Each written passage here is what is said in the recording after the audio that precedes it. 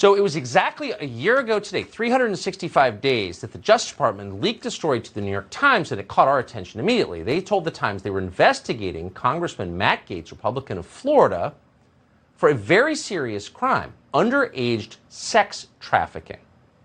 So Gaetz made an appearance on this show, which turned out to be one of the weirdest interviews we've ever done. He denied it. He has not been on Fox News since that day. But we did notice, since we've been sort of following it, Matt Gaetz was never charged with anything. So how is that? The Justice Department calls the New York Times and says you're a sex criminal, and then a year later you're not charged with anything? So we thought it'd be worth inviting Congressman Matt Gaetz back on the show to ask for an update, and here he is. Congressman, thanks so much for coming on. So to be clear, you were described in the New York Times by the Justice Department as a felony sex criminal. Have you been charged? Do you expect to be charged for felony sex crimes?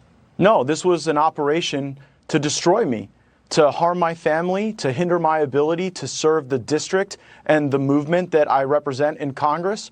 And we all know there's a pipeline of leaks and lies that flow from the Justice Department to the mainstream media, the New York Times in particular. And that's not even a partisan criticism of the Biden administration. That happened during the Trump administration as well. We saw it during the Russia hoax.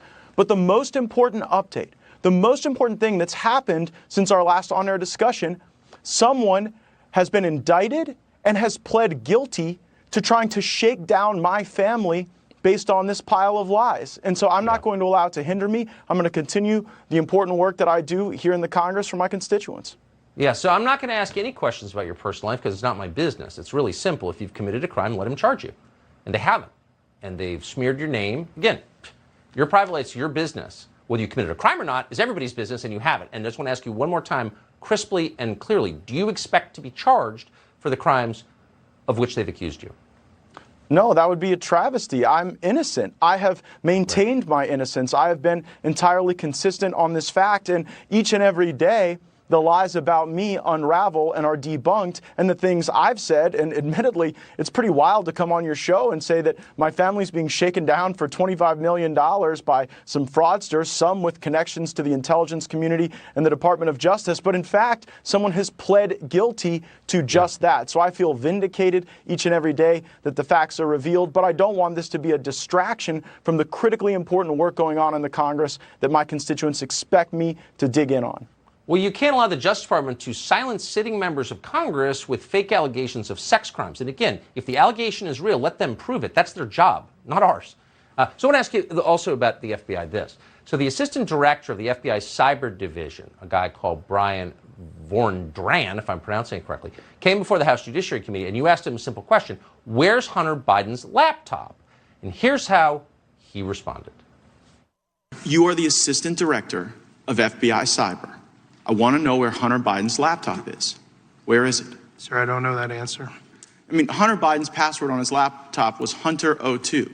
He drops it off at a repair store. I'm holding the receipt from Max Computer Repair, where in December 2019, they turned over this laptop to the FBI. And what now you're telling me right here is that as the assistant director of FBI cyber, you don't know where this is after it was turned over to you 3 years ago.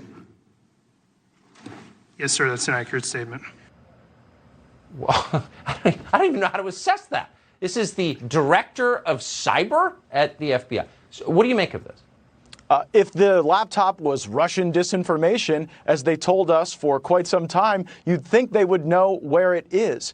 But of course, you see a circumstance here that just strains credulity. The notion that for 3 years, the FBI has had this, and the chief of cyber not only doesn't know where it is, doesn't know who at the FBI we should call upon to test to see whether or not this laptop functions as a point of vulnerability for our country. Business deals, kickbacks, who knows what else, and that could actually be used to compromise the first family. So I don't think we ought to question this anymore. That's why I introduced the laptop into the Congressional Record, and it will be available for all to see soon. I also have filed legislation to strip the security clearances from the 51 national security officials who all lied to the country and said this was Russian disinformation. We now see that being walked back with Yet again, DOJ authorized leaks to CNN. I think it's really something, Tucker, that CNN comes out with this big piece today saying, oh, the investigation into Hunter Biden is heating up a day after the FBI was humiliated by basic questions I asked in the Judiciary Committee about their efficacy, their work, their chain of custody, and the evidence they may have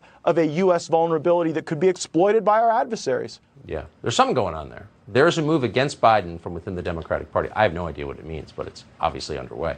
Congressman Matt Gaetz, appreciate it. Thank you. Thank you. I should say, by the way, whatever you think of Matt Gaetz or his personal life or whatever you have heard, it's pretty simple. If a law enforcement agency or the Justice Department accuses you of a crime, they have to prove it. They don't get to just shut you up by smearing you. They have to take it to a court and show that you're guilty. And if they're not doing that, they're not really a law enforcement agency. They're really more like the secret police, and you don't want that.